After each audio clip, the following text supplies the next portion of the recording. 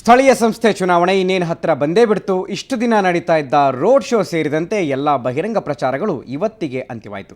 ಕೊನೆ ದಿನದ ಪ್ರಚಾರ ಹೇಗಿತ್ತು ಬನ್ನಿ ನೋಡೋಣ.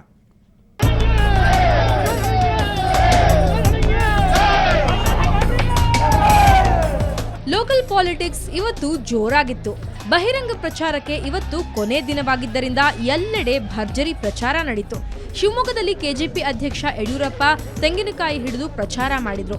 ಈ ವೇಳೆ ಮಾತನಾಡಿದ ಅವರು, ಈಶ್ವರಪ್ಪ ಕೊಳೆತ ತೆಂಗಿನಕಾಯಿ ಇದ್ದಂತೆ, ಕೆಜೆಪಿ ಶುದ್ಧ ತೆಂಗಿನಕಾಯಿ ಇದ್ದಂತೆ ಅಂತಂದ್ರು. ಈ ತೆಂಗಿನಕಾಯಿ ಮತ್ತೆ ಅರ್ಥ ಹೊಡೆದಿರುವಂತ ತೆಂಗಿನಕಾಯಿ ಇರುತ್ತೆ. ಯಾಕೆಂದ್ರೆ ಈಶ್ವರಪ್ಪನ ಕಡೆ ತೆಂಗಿನಕಾಯಿ ಕೊಡ್ಕೊಂಡು ಕೊಡ್ತಾರೆ ತೆಂಗಿನಕಾಯಿ ಕೊಡ್ತಾರೆ. ಆದ್ರೆ ನಮ್ಮ ಬಿಜೆಪಿ ಕೊಳ ತೆಂಗಿನಕಾಯಿ ಆದ್ರೆ ನಮ್ಗೆ ಶುದ್ಧವಾದಂತ ಒಳ್ಳೆಯ ತೆಂಗಿನಕಾಯಿ ಗುರುತು. ಇನ್ನೊಂದೆಡೆ ಮೈಸೂರಿನಲ್ಲೂ ಎಲ್ಲಾ ಪಕ್ಷಗಳ ನಾಯಕರು ಬಿರುಸಿನ ಪ್ರಚಾರ ನಡೆಸಿದ್ರು. ಪ್ರತಿಪಕ್ಷ ನಾಯಕ ಸಿದ್ದರಾಮಯ್ಯ ಮತಯಾಚನೆ ಮಾಡಿದ್ರು. ಇನ್ನೊಂದೆಡೆ ವಿಶ್ವಕರ್ಮ ರಾಜ್ಯಾಧ್ಯಕ್ಷ ಕೆಪಿ ನಂಜುಂಡಿ ರೋಡ್ ಶೋ ನಡೆಸಿದ್ರು. ಇತ್ತ ಜೆಡಿಎಸ್ ಅಭ್ಯರ್ಥಿಗಳ ಪರವಾಗಿ ಮತಯಾಚನೆ ಮಾಡಿದ ಕುಮಾರಸ್ವಾಮಿ ಸಿದ್ದರಾಮಯ್ಯ ವಿರುದ್ಧ ಹರಿಹಾಯ್ದ್ರು. ಸಿದ್ದರಾಮಯ್ಯ ಸಿಎಂ ಹುದ್ದೆಯ ಭ್ರಮೆಯಲ್ಲಿದ್ದಾರೆ ಅಂದ್ರು.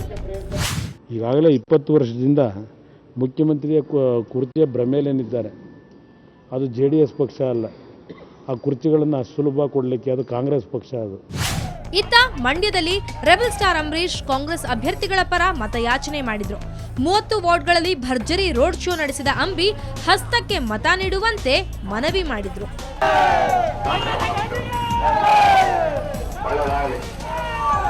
ಇನ್ನೊಂದೆಡೆ ಸಕ್ಕರೆ ನಾಡಿನಲ್ಲಿ ಡಿಸಿಎಂ ಅಶೋಕ್ ಅಬ್ಬರ ಕೂಡ ಜೋರಾಗಿತ್ತು. ರೋಡ್ ಶೋ ನಡೆಸಿದ ಆರ್ ಅಶೋಕ್ ಬಿಜೆಪಿ ಅಭ್ಯರ್ಥಿಗಳ ಪರ ಮತಯಾಚನೆ ಮಾಡಿದ್ರು.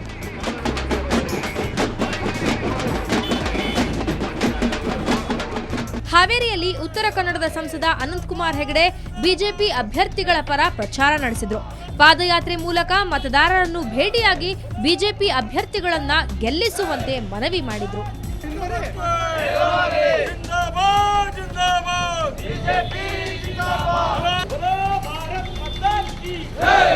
ಇಷ್ಟೇ ಅಲ್ಲದೆ ಚಿಕ್ಕಮಗಳೂರು ಸೇರಿದಂತೆ ಚುನಾವಣೆ ನಡೆಯುತ್ತಿರುವ ಎಲ್ಲಾ ಕಡೆ ಪ್ರಚಾರ ಅಬ್ಬರದಿಂದ ನಡೆಯಿತು. ನಾಳೆಯಿಂದ ಅಭ್ಯರ್ಥಿಗಳು ಮಾತ್ರ ಮನೆ ಮನೆಗೂ ತೆರಳಿ ಪ್ರಚಾರ ಮಾಡಬಹುದಾಗಿದೆ. ಬ್ಯೂರೋ ರಿಪೋರ್ಟ್, ಸುವರ್ಣ ನ್ಯೂಸ್. ಇನ್ನೊಂದೆಡೆ ಬಿಜಾಪುರದಲ್ಲಿ ಬಿಎಸ್ಆರ್ ಕಾಂಗ್ರೆಸ್ ಪರ ನಟಿ ರಕ್ಷಿತಾ ಬಿರುಸಿನ ಪ್ರಚಾರ ನಡೆಸಿದ್ರು. ಬಿಎಸ್ಆರ್ ಪಕ್ಷದ ಅಭ್ಯರ್ಥಿಗಳ ಪರವಾಗಿ ಪ್ರಚಾರ ನಡೆಸಿದ ರಕ್ಷಿತಾ ಮತದಾರರಲ್ಲಿ ಮತಭಿಕ್ಷೆ ಬೇಡಿದ್ರು. 40ಕ್ಕೂ ಹೆಚ್ಚು ವಾರ್ಡ್ಗಳಲ್ಲಿ ಪ್ರಚಾರ ಮಾಡಿದ್ರು. ನಟಿ ರಕ್ಷಿತಾ ಆಗಮಿಸ್ತಾ ಇದ್ದಂತೆ ಬಿಎಸ್ಆರ್ ಕಾರ್ಯಕರ್ತರು ಪಟಾಕಿ ಸಿಡಿಸಿ ಸ್ವಾಗತಿಸಿದರು.